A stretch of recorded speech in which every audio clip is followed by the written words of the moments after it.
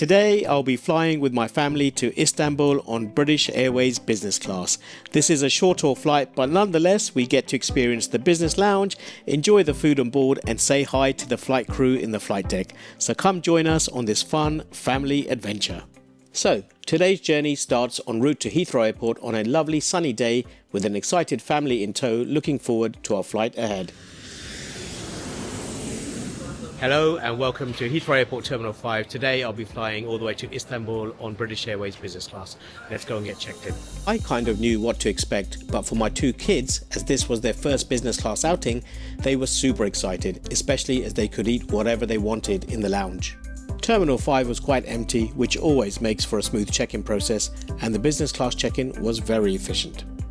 Our flight today would be boarding from the A gates, which meant that although we could use any of the BA business lounges, the north and south lounges at the A gates would make most sense as they are located just after security.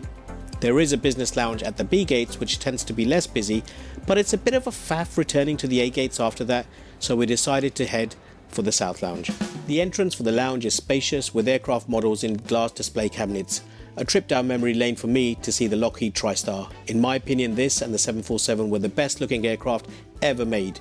Do you agree? Let me know in the comments. The reception desk informed me that the lounge is nowhere near capacity, so we found seats quite easily. There is seating dotted about the entire space with cold and hot, alcoholic and non-alcoholic beverage options always close by. By the way, if you haven't done so already, this would be a great time to subscribe to my channel, More Smiles. That would really help, much appreciated. The time was around 8:30 AM, so breakfast service was in full swing with the full English on offer and vegetarian options too.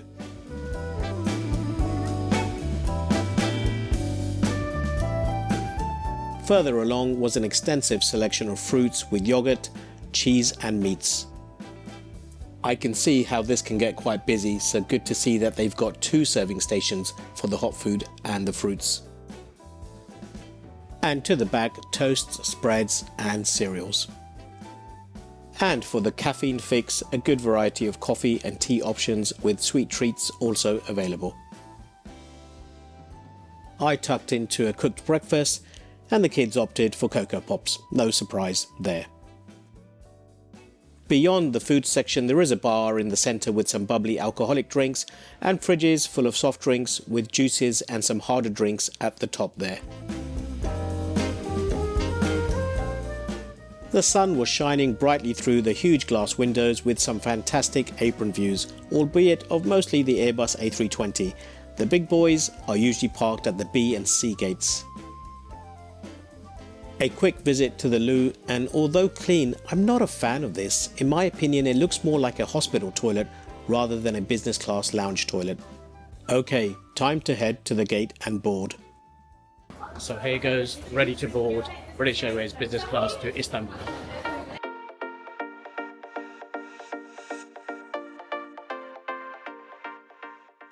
As you may know, BA, like all European carriers, block out their centre seats for short-haul flights on their narrow-body aircraft and present it as a business class seat. So we had row A, where my son sat, and C, with B being empty. But I shuffled over to the centre as I wanted to be closer to the window. So no lie-flat bed, no in-flight entertainment, no extra wide seat, but we still got lounge access and 43 kg baggage allowance per person. But given there were 4 of us and we were only going for about a week or so, there's no way we'd be using that much baggage allowance. The flight time today would be just short of 4 hours, and for such a short flight I normally wouldn't book business class, but I had 2 BA upgrade vouchers which are coming up to expiry, so I redeemed those and managed to get all 4 of us into business class for the same price I would have paid for economy. By the way, I used Avios points for this booking, i.e. I paid with Avios for the economy seats and got the business class seats with the vouchers. Made sense rather than let the vouchers expire worthless. There were 5 rows in business class separated from economy by a curtain. We were in row 4 and as you can see, the usual amount of legroom. I'm not that tall, so there was enough for me. After takeoff, we were offered some drinks and snacks, and here is the food menu, with lunch being offered on today's flight. There are some decent food and drink options here. The perks of business class, I suppose.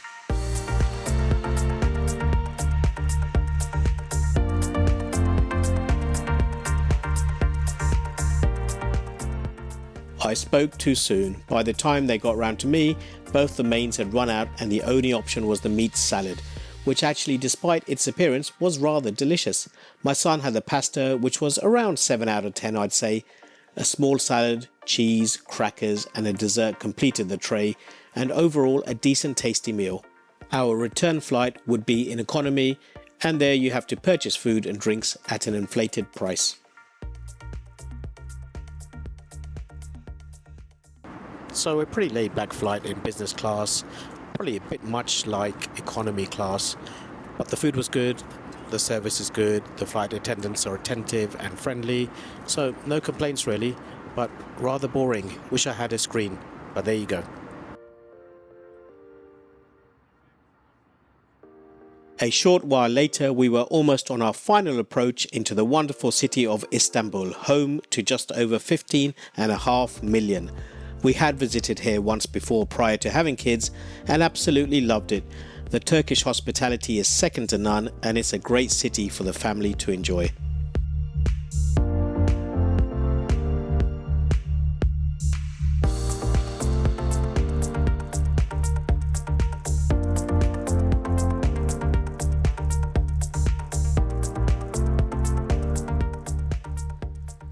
Before we disembarked, we popped into the flight deck for a quick chat with the captain and first officer.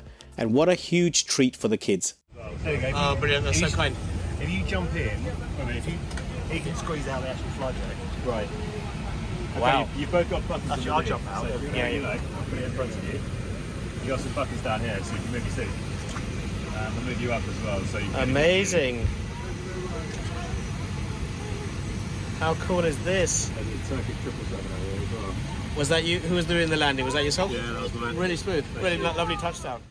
Really nice touch by the flight crew. Thank you very much, British Airways. So here we are in Istanbul, a city steeped in rich history and culture dating back hundreds of years. It is split between two continents of Europe and Asia, with both a modern and rustic vibe.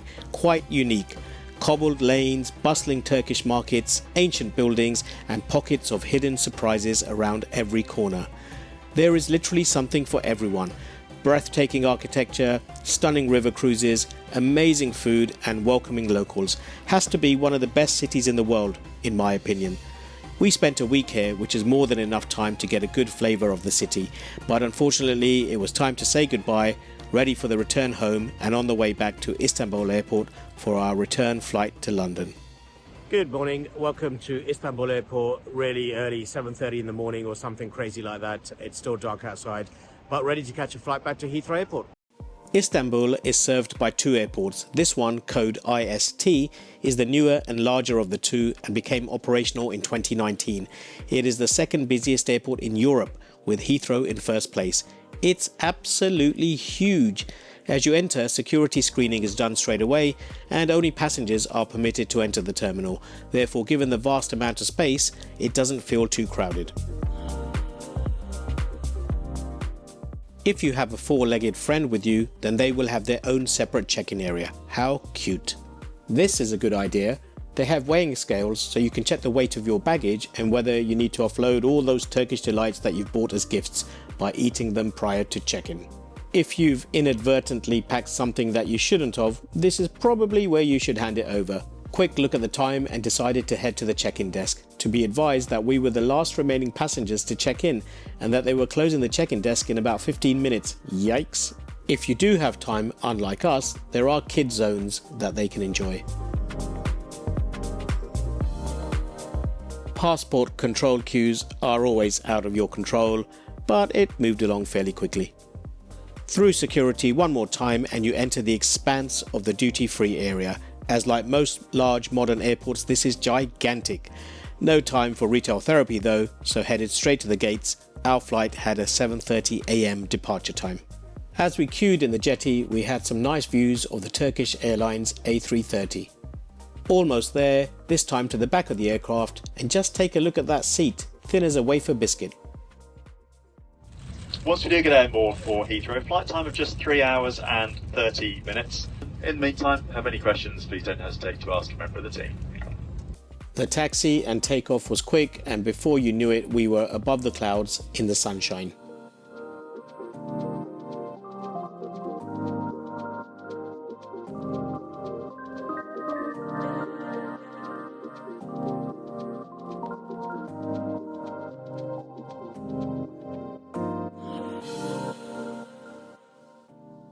Quite surprised how flimsy the tray table was, felt more like a toy than a proper table. After all, this was an A321neo, so I was expecting more of a modern economy cabin. The flight was full, but given the early departure time, mostly everyone slept. I managed to stay awake to order a £3.50 coffee, and everyone was handed a biscuit and a bottle of water. If, however, you are peckish, then you can peruse the High Life Cafe menu.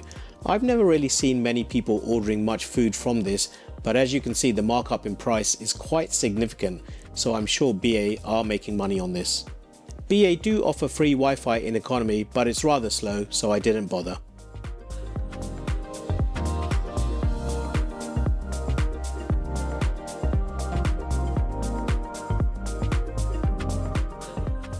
The cabin crew had begun their preparations for landing, and before you knew it, the flaps were being extended and final approach was upon us. Overall, nothing too exciting to report on this economy flight, and we were happy to sleep for the most part. The outbound business flight, as expected, was far more comfortable, the food was good, the cabin crew were pleasant, and we managed to visit the flight deck, which was a total result. In fact, as we were disembarking from this flight, the captain unexpectedly invited the kids and myself to the flight deck again.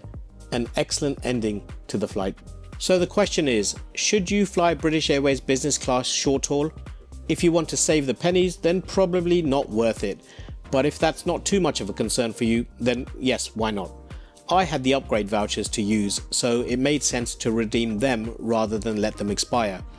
One voucher permits one passenger to upgrade to the next cabin above on a return flight, or two people to upgrade on a one-way flight. As I had two upgrade vouchers, all four of us were able to upgrade to business class on the one-way outbound. British Airways short-haul business class is quite good, but far short of outstanding. If the cabin had a 2-2 configuration as they do in the US, then yes, that would be a massive improvement. That isn't going to happen, so the ground experience is a major factor, and the lounges are decent. Not excellent, but good though. We still had an enjoyable experience.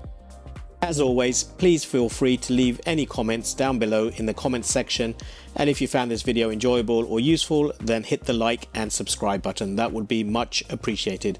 Until the next one, safe and happy travels, and don't forget to enjoy the journey.